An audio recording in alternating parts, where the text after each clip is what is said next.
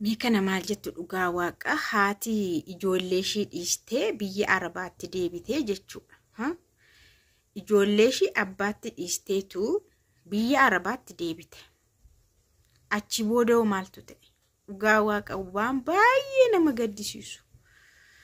Baay'ee waan nama gaddisiisu. Assalamu alaikum warahmatullahi wabarakatuh. أنا اسمي ميرج من إثيوبيا. مشتاقة للإمارات 2 سنة. ومان مسكت 7 سنوات. اقدر طبق أكلات خبز شباتة قرص.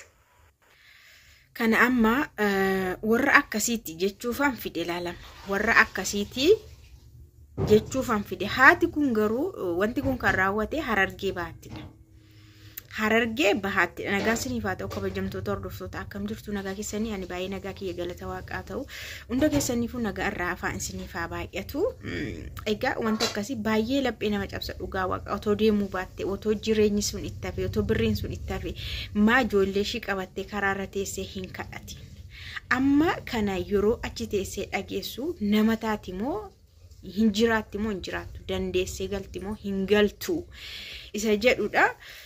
Egaa haati kuni ijoollee ishii abbaatti dhiistee deemte. Jireenyi kana gaa maal jennee dubbannaa jireenyi hin rakkisee naare. Silaa hunduu rakkinadha waan ta'e waan biyya keenya waan dubbatamu miti. Jireenyi kun baay'ee tokkotti ulfaannaani haati kuni ijoollee ishii abbaatti dhiistee deemti jechuudha. Keessaa isheen tokko jabduudha. Yeroo isheen deemte garuu xiqqoo hamma kana waggaa amma kanan taane waggaa 13 taane isheen hangafaa jechuudha. Erga isheen deemteeti xinnoo jabaattee korkor jette waggaa 13 taate jechuudha. Egaa abbaan kun maal godha seetanii mucaan kun yeroodhaan galuu diddee bakka garaagaraa deemti jedheetu itti aara. Guyyaa tokko garuma galgala keessa dhufte jechuudha mucaan kun. Garuma galgala keessa jechuun halkanis miti jechuun garuma galgala keessaa dhufte abbaan kun itti aara waan ta'eef manuma keessa seentee daawoo dhokattee teessi namni abbaan kun baay'ee tokko aareera waan ta'eef mucaa kana qabee harka ishii hidhee jechuudha harka hidhee shiboo elektiriikii sana sadheessa furdaa sana isaan tume jechuudha shiboo elektiriikii beektu. Isaan baay'ee tumee miti bakka hinma akkatti tumeen beekamu jechuudha. Garmalee na mucaan kun isuma reebamte sanaanii xiqqoo suma gaggabdee manuma keessatti jechuudha. Kuftee harkatti kuftee gaggabdee hin hafne achumaan hin duute. Waan nama ajaa'ibu jechuudha. Mucaan kun yeroo duutu namni kun immoo abbaan kun immoo baay'ee hinne. Garmalee tokko hinne dhugumayyuu isaa miti nama dhageeyyuu naasisa. Nahee halkanuma sana maal godhaa qe'eesaa keessatti caatiin garaagaraas jijjira. Qe'eesaa keessa waan garaagaraa biqilaan jira. Qe'eesaa keessa qootee mucaa kana awwaala. Mucaa kana awwaalee akka wal fakkaatuuf qe'een sun hunduu caatii immoo irra dhaabe. Caatiin jira miti rennumti biqilaansaa fidanii dhaabanii isa fuudhee irra dhaabee jechuudha. Booda mucaan sun jechuudha guyyaa sanaa kaastee hin jirtu mana barumsaas hin dhaqxee humtuu hin jiru waan ta'eef namni iddoo sanaa eessa dhaqxe jedhee gaafata. Warri mana barumsaas mucaan keessanii dhufaan jirtu jedhanii gaggaafatanii warri ollaa mucaan kun eessa dhaqxe mucaan abbaa biluu mucaan haadha biluu jedhanii hin shakkani. Shakkanii booda yeroo shakkanii mucaan kun dhabamuu ishii innis hin himata jirtu jedhee jechuudha. Gaafa akkasii qorannaan eessaa ka'are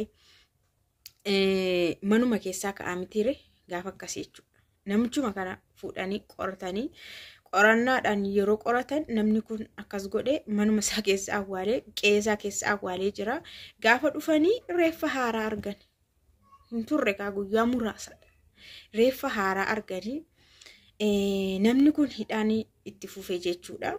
Kun kan ta'e baruma 2016 suma amma ji'a maal jedhama ji'a 11ffaa keessa suma bara kanatti ce'uudhaaf jennu jechuudha. Taateen kun kan raawwate. Murtee garuu kan argate namni kun ji'a kana keessa jechuudha. Murtee mana murtii firdi beetii kan inni argate ji'a kana keessa jechuudha.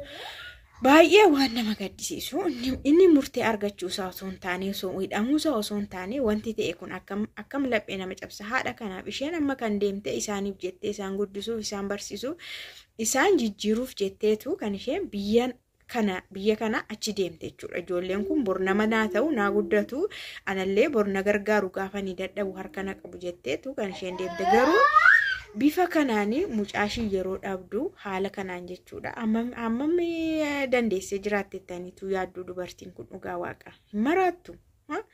Kaayyoo isheen biyyaa baate ko isaaniif malee ofiishiif immoo qobaashiituu taate nama tokkittii toobaa taate karaa barbaadde olis deemte gadis deemte hilma jiraatti of hin dadhabdu jechuudha. Garuu yoo ijoollee qabaatan jireenyi baay'ee ulfaata.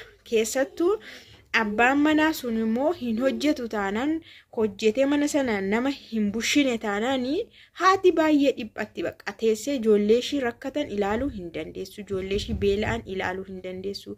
Ijoolleen ishii hiriyoota biraa hafanii gola akka ta'anii hin baranne hin barbaaddu. Kanaafuu tarkaanfii mataa ishii fudhatti jechuudha. Kanaaf dubartii jalqaba irratti isin agarsiise viidiyoo irratti maaliifan fide seetan isheen illee laal dura waggaa lama eessan hojjedheette, waggaa lama Dubaayitti, waggaa 7 eessa jette, waggaa 9 biyya Arabaa hojjettee galtee amma immoo waggaa wayimmoo Itoophiyaa keessa jiraatteetti yoo naggaayila godhatteetti mucaas godhatteetti ta'a. Amma immoo ijoollee ishii kana immoo dhiistee maal goote deemuuf. Kanaaf carrichi waan akkasiitu nama eeggata jechuudha. Isa sanuu immoo waggaa 9 namni biyya Arabaa hojjetee ka'ee ammas biyya Arabaatti deebi'u jechuun erga tutturanii erga biyya keessa jiraatanii ergan dhufe waggaa meeqa jettee waansa irraan kute malee jechuudha. Kuni baay'ee fudhataman qabu dhugaa waaqa. Rakkina isaatu caala baqa riiskii isaatu caala. Takka biyya Arabaatti fixattee dhufteetta taanaan keessattuu immoo gaa'ila dhaabbattee daa'ima qabda taanaan asuma taa'e kadhadhu baqa. Hojii yoo dhabde kadhachuu wayya. Kadhattee bakka waan illee si gargaara. Malee amma ijoollee keef jecha biyya namaa deemte ijoolleen kee bifa suukanneessaa kana hin si jalaa du'an jechuudha. Ati jireenya maalii qabda feetu ofiyyuu ajjeesuu dandeessi, of darbuuyyuu dandeessi. Odeeffannoo kan shiillee hin dhageenye jechuudha. Booda gadi ba'umsaa hin oolu waan shiillee. Miidiyaa irratti karaa ta'e dhaga'uun keenya hin oolu jechuudha. Yoo jiraatte, yoo nagaa qabaatte, sammuu qabaatte, yoo fayyaa qabaatte biyyatti galte, yoo dhukkubsattuu taate hospitaala keessatti gatamte ta'e immoo kan shiyyuu eenyutu beeka jiraachuu ishee jechuudha. Na please dhugaa waaqa biyyatti galtanii ijoollee godhattan taanaan maaliif isinitti nafne bakka waanuma qabdan ishuma asii waanuma ta'een jiraachuu isinii wayya bakka. Ijoollee keessattuu abbaatti akkamitti dhiiratti ijoollee amanuu immoo bara kana keessa gooftaa macca waraabessatti gogaa fe'amu. Waraabessatti gogaa fe'u wayya. Amma waraabessa bira gogaan hin ta'a. Gogaan hin fe'ama waraabessatti gogaa fe'uudha. Oromoo maaliif gogaan waraabessa bira hin taa'u waan ta'eef. Ijoollee ofii dhiiratti abbaatti never bakka barri isaayyuu hin ta'u jechuudha. Na osoo ta'e illee yoo haadha qabaatan haadha ofiiti. Maalis ta'e olis baate gadis baate haati hamma ta'e haadha keeti waan ta'eef akkuma silaaltutti ijoollee kee ilaalti. Ija silaaltuun ijoollee kee ilaalti. Yoo si danda'ame immoo obboleettii. Obboleettiinuu abbaa manaa qabdi taanaan innis no way. Innis hin ta'u. Isheen jechuudha. Obboleettiin. Na maalumaaf Waaqni isin gargaaru egaa murteeffadhaa. Waaqa keessan faana kadhadhaa murteeffadhaa. Duraan dursaa of danda'a. Namni kamuu erga of danda'e yoo jireenyatti galee hin jiraata jechuudha. Dursa of dandeenyaan hojii qabaannaan galii qabaannaan waan fedheyyuu survive godhan siniin jedha. Waaqni isaaf isin gargaaru.